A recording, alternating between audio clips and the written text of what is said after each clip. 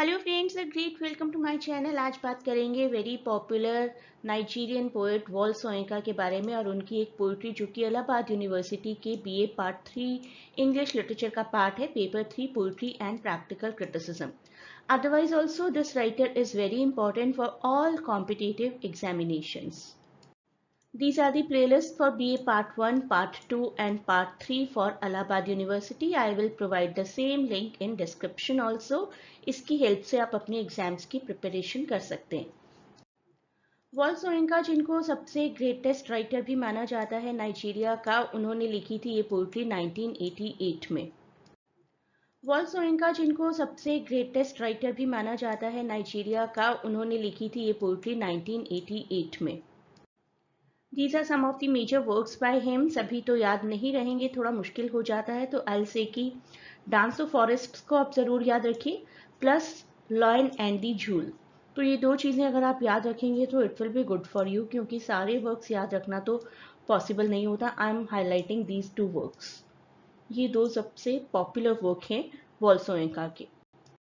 अब dragon fly की तरफ बढ़ते हैं. Dragon fly at my window pane एक मेटाफोरिकल पोइट्री है जो कि कॉलोनियल लेगेसी को डिपिक्ट करती है, लेगेसी ऑफ वाइट पीपल.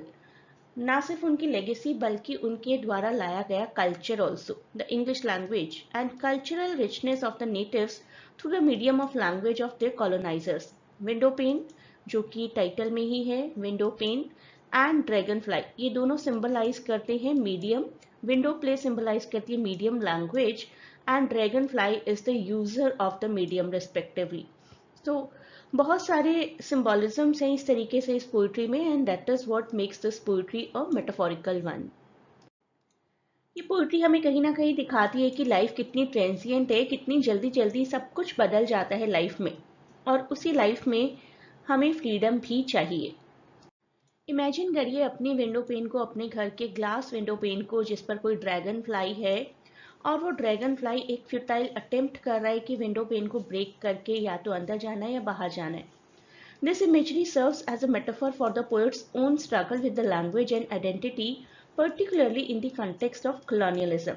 तो हम लोग भी कॉलोनाइज थे, इंडियंस भी कॉलोनाइज थे. सबसे मुश्किल काम क्या था? ब्रिटिशर्स के साथ कम्युनिकेट करना उनकी लैंग्वेज में. तो उसके लिए कितना स्ट्रगल किया हम लोगों ने. आज काफ़ी सक्सेसफुल हैं, although we can speak English, we can write in English, we can even write novels, books and other literature forms in English. लेकिन इनिशियल अटेम्प्ट कितना स्ट्रगलफुल रहा होगा, that is what is being shown here.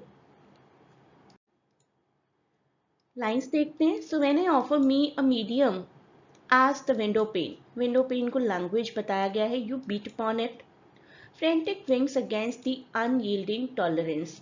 तो मेरे जो wings हैं, wings का फड़फड़ाना, विंग्स का फ्रेंटिक होना is the struggle of a writer और अ स्पीकर.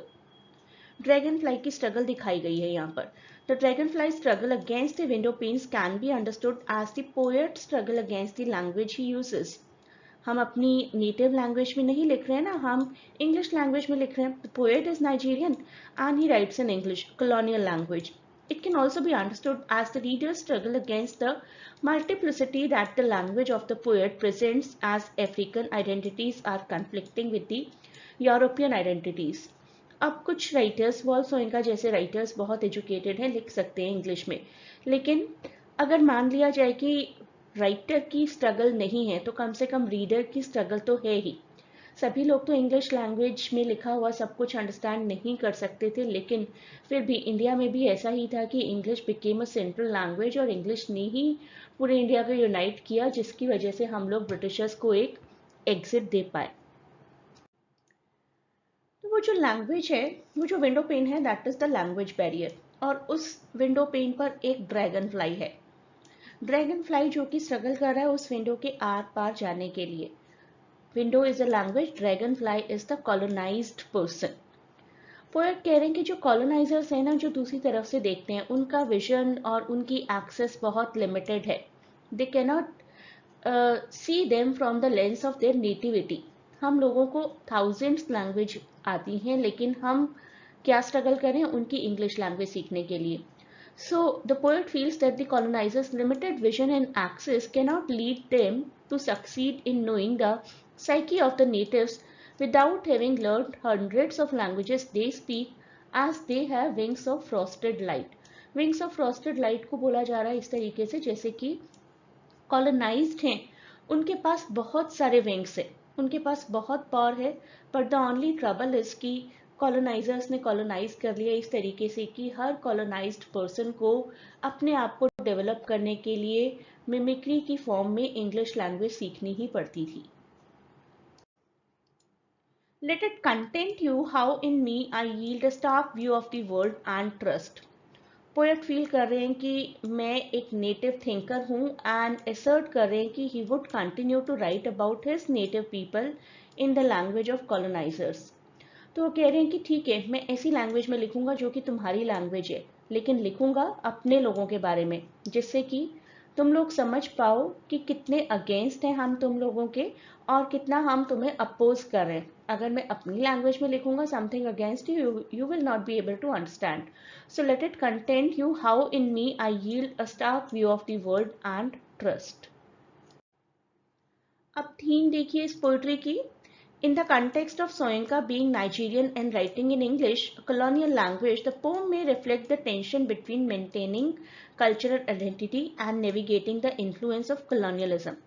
Colonialism का ही तो impact है कि today we are learning, we are trying to be fluent in English language, right? वही कोशिश before independence सभी writers कर रहे थे उन सभी countries में जिनको colonize किया गया था. और यहाँ पर इमेज ऑफ ड्रैगन फ्लाई और image of window pane use की गई है to show the struggle against the language of colonisers. The image of the dragonfly struggle against the window pane could symbolize the challenges faced by the poet in expressing his Nigerian identity through the English language which carries the legacy of colonialism. तो अपनी struggle को basically Britishers को समझाना एक purpose है और उसके लिए सबसे पहला स्ट्रगल क्या है? To know their language, to understand their language, to be able to write in their language. तो ये थी हमारी पोइट्री. आप लोग प्रिपरेशन कर सकते हैं बीए पार्ट 1, पार्ट 2, पार्ट 3 के लिए. और जिस सब्जेक्ट को हम अभी प्रिपेयर कर रहे हैं पोइट्री एंड प्रैक्टिकल क्रिटिसिज्म, इसमें ऑलरेडी भी कुछ वीडियोस हैं and today I am adding this particular poetry. तो इसकी हेल्प से आप लोग बहुत ही अच्छे से अपनी प्रिपरेशन कर पाएंगे.